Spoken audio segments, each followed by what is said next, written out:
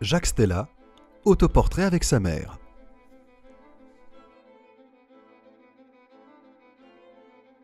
Jacques Stella est un artiste lyonnais du XVIIe siècle. Il se forme dans sa ville natale, puis en Italie, à la cour de Côme Ier. Il regagne ensuite Paris, où il travaillera comme Georges de la Tour pour le roi Louis XIII. Pendant très longtemps, on a cru qu'il s'agissait d'une toile représentant Nicolas Poussin et son épouse. La véritable identité de l'artiste fut notamment découverte grâce à une gravure réalisée par la nièce de celui-ci, sur laquelle apparaissait explicitement le nom de Stella. De plus, son visage très caractéristique, avec un front haut et bombé, ainsi qu'un nez long, se reconnaît immédiatement. Un portrait de la mère de l'artiste a également aidé à l'identification du peintre. Dans cette toile, on peut également remarquer le jeu de regard entre la mère qui fixe son fils en train de la peindre et celui du spectateur qui observe le tableau. Quant au regard de l'artiste, celui-ci se tourne vers le miroir invisible dont il se sert pour réaliser son autoportrait. Jacques Blanchard, Flore. Cette huile sur toile de grande dimension, peinte par Jacques Blanchard vers 1632, représente la déesse du printemps Flore, accompagnée d'Eros, portant un panier de fleurs. La représentation est relativement peu fréquente, car Flore n'est pas en compagnie de Zéphyr, son mari, le dieu du vent.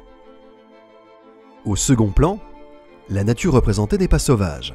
C'est un jardin à la française qui sert de décor. On remarquera le très beau drapé pourpre qui met en valeur les chairs de la déesse. Les contours du corps sont peints de façon floutée, sans doute pour accentuer la douceur du modelé. La mythologie nous la présente comme une très jolie nymphe dont Zéphyr tombe amoureux. Après que ce dernier l'eut enlevée, elle devient sa femme et reçoit en cadeau de mariage le pouvoir de contrôler les floraisons du printemps et devient déesse sous le nom de Flore. Les Romains la vénèrent comme divinité de la fertilité et l'honorent chaque année par 5 jours de fête, les Florali. Ce type de peinture rendra à Paris le goût d'une peinture gaie, claire, sensuelle, opposée à la mode caravagesque, tout inspirée des prestiges vénitiens. Georges de la Tour, Saint Jean-Baptiste dans le désert. Jean-Baptiste est le fils de Zacharie et d'Élisabeth, cousine de Marie. Il est né environ 6 mois avant Jésus. Très tôt, il a mené une vie d'ermite dans le désert, en prêchant la conversion, la pénitence et la venue du Messie. Il a baptisé Jésus dans le Jourdain. Il est souvent représenté en ermite, vêtu de peau de bête. Ses attributs sont l'agneau, à cause de la phrase qu'il prononça « Voici l'agneau de Dieu », ainsi que la croix, symbole de l'Alliance nouvelle. Il est mort décapité sur la demande d'Hérodiade, la femme du gouverneur de Judée, Hérode Antipas, lequel jugera également Jésus. Le tableau présente le saint adolescent dans le désert en train de nourrir un agneau. Le thème semble n'avoir jamais été traité par l'artiste en dehors de cette toile. Ici, la lumière frappe fortement l'épaule, tandis que le reste du corps semble se fondre avec la pénombre. 2 diagonales de lumière, les bras, donnent du sens à l'œuvre par l'action du personnage et non son physique.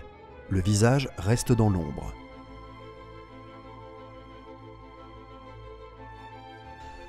L'austérité des formes, la couleur monochrome, l'alliance d'humilité et de grandeur, la profonde solitude et la fragilité qui se dégagent du sujet laissent penser que ce tableau fut produit à la fin de la carrière du maître, peu de temps avant son décès en janvier 1652.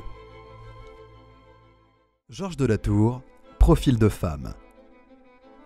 Ce portrait est un morceau d'une œuvre plus importante. Il est assez complexe de savoir avec précision de quel type d'œuvre ce profil est issu. 2 hypothèses s'offrent à nous sur la raison de ce recadrage.